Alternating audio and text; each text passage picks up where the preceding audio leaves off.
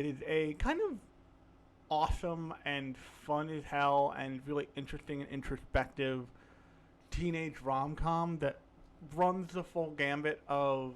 it's not just about will they, won't they. Eventually, they do very early on in the show, and by the end of that show, spoilers for basically everything we're going to talk about here, by the way, um, the characters actually are on the verge of going their separate ways, and the characters are kind of okay with that on some level, which is a really interesting way to deal with a romance story that you don't see a whole lot of, even in live action. Most people are really interested in what like the getting together and the will they won't they and like the in romance stuff. It's not necessarily always the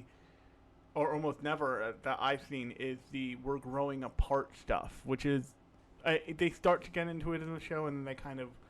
run aground with the end of that series, but you can always go continue it in the Karakano manga, of which I knew somebody in college who was a Korean transfer student, had the entirety of that manga in Korean.